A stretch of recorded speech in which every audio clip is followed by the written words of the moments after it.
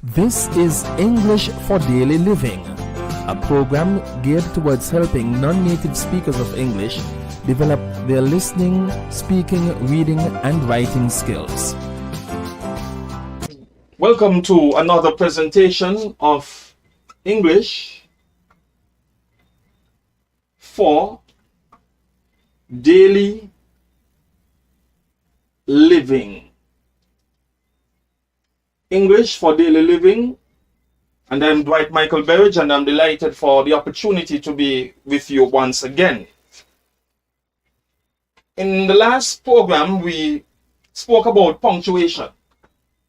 That was a topic that punctuation marks, and we said that it was very important to recognize and use the punctuation symbols or marks in sentences correctly.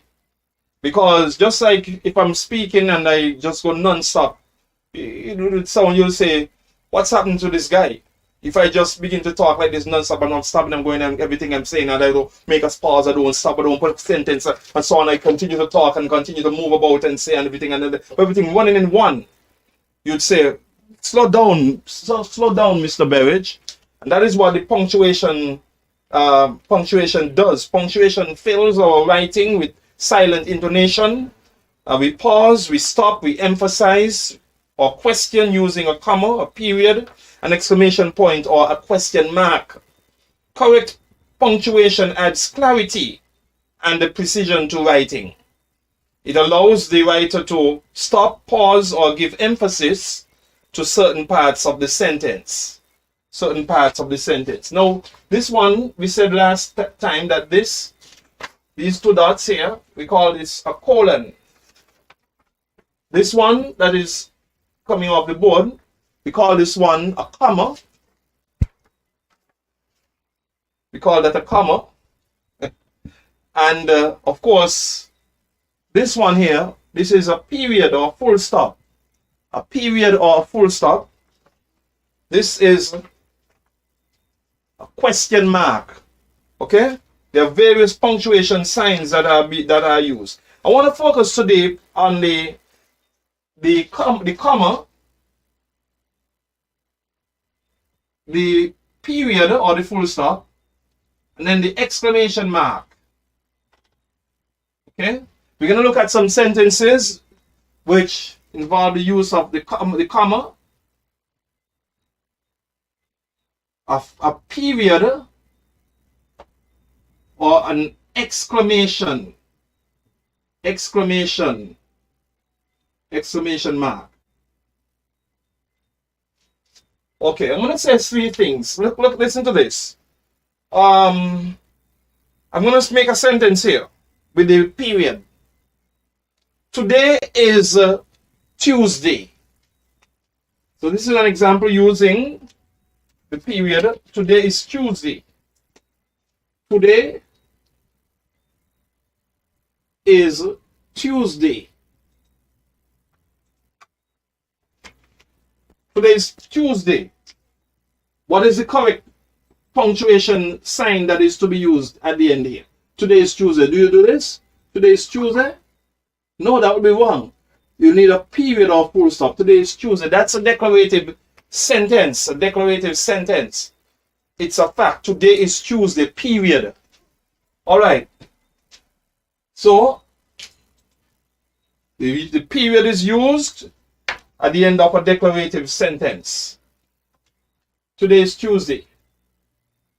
The comma now, the comma, this one here,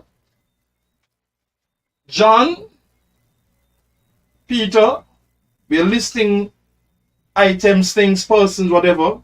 We use a comma to separate ideas. John, Peter, Paul, and Mary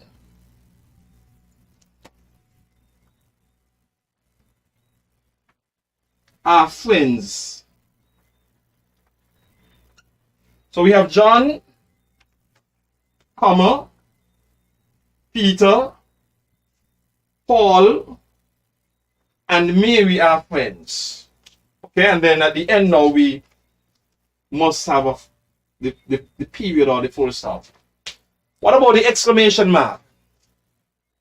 Now, with the period as well, there are other uses of period when we're talking about abbreviations, to mark abbreviations. Okay, so if you're saying Dr. Berridge, OBE or MBE or whatever, is a very knowledgeable person, whatever, you have to put your period, Dr. and Dr. Dwight D. M. Berridge, Dwight Michael Berridge, D. period, Michael period, the abbreviation for the names, D. M. Berridge, M. B. E. Okay? So there are other uses for period, the period in terms of abbreviations. The exclamation mark. What an ugly man. You're exclaiming, you're making a statement. What an ugly man. What an ugly man. Okay? Exclamation mark. Okay? When we are exclaiming how wonderful and excellent it is. Oh Lord, our Lord, how excellent is thy name in all the earth. Exclamation mark. Okay, so let us go ahead now, and what I'm going to do, I'm going to present some sentences. I'll present some sentences, and we will see where we put the use of the period, if it requires a period, a question mark, or a comma. A period, a question mark, or a comma. Okay, so we have supply the correct punctuation. Supply the correct punctuation. Have you met the new director? Number 1, have you met the new director? Number 2, this trip is necessary. Number 3, is this trip necessary? Number 4, what an interesting lesson this is, Mr. Berridge. Number 5, great. You did a fine job. Number 6, would you pass me the butter, please? Number 7, her new address is Meadowview, New Jersey. Number 8, please tell me more. Number 9, these drawings are amazing.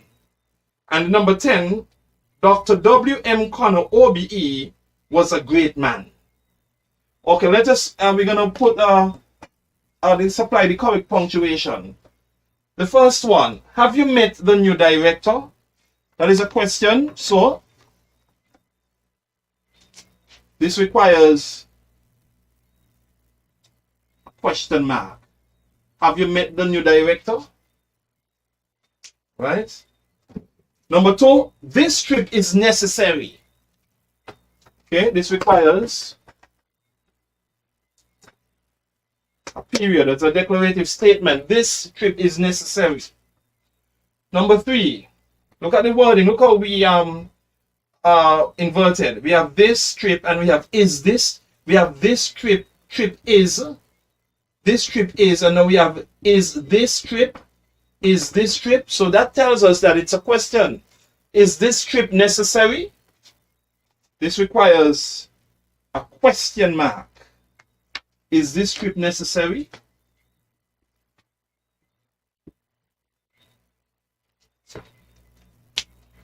What an interesting lesson this is, Mr. Berridge. What an interesting lesson. Okay, we have an exclamation interjection. What an interesting lesson this is, Mr. Berridge. What an interesting lesson this is, comma, Mr. Berridge. Exclamation mark. We're exclaiming how wonderful it is. Number 5, great. Great. You did a fine job. Great. Exclaiming again. Great. Exclamation mark. Great. You did a fine job. You did a fine job. We can have you did a fine job. be another exclamation mark. Would you pass me the butter, please? Some old books, some older grammar books tell you that with a polite command or mild command, polite question, they say a polite question. But a question is a question. I would say that this one requires a question mark. Would you pass me the butter, please? Some books would put a period at the end. Okay, I would tend to go for the question mark. Her new address is Meadowview, New Jersey. We have the address being mentioned, and we in this address we are abbreviating New Jersey. N stands for new and J for Jersey, so we're gonna have to put a period after N and one after the J. New Jersey. Please tell me more. Please tell me more. This is up a mild request, so we need a full stop. Please tell me more. Okay, and then we have these drawings are amazing. These drawings are amazing, making a statement. Okay, now this is they are amazing. Period. Or we can also have a, if we are exclaiming how wonderful they are, we can put an exclamation mark. These drawings are amazing. Dr. William Connor, Dr. period,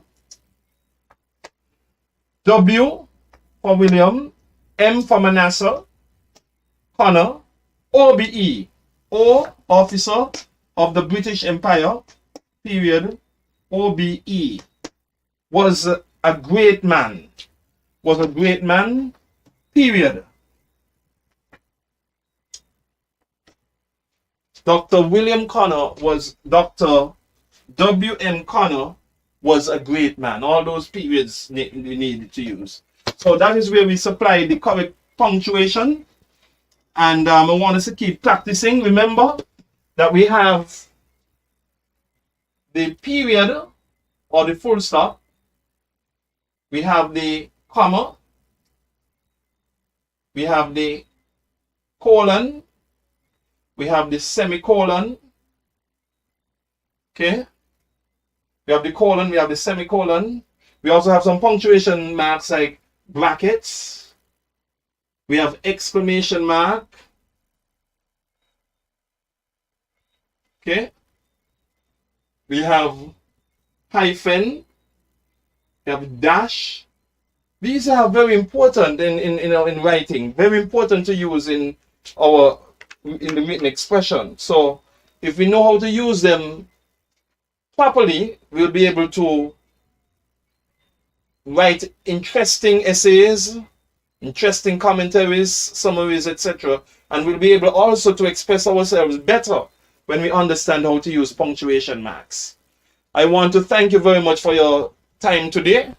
I hope that you learned something from today's edition of English for Daily Living, and we look forward to coming your way again next week with another edition. Until then, I am Michael Berridge saying, I'm out of here. You've been viewing English for Daily Living, a program geared towards helping non-native speakers of English develop their listening, speaking, reading, and writing skills. Hope that you did learn something on today's edition. Look forward to seeing you next time on English for Daily Living. Bye-bye.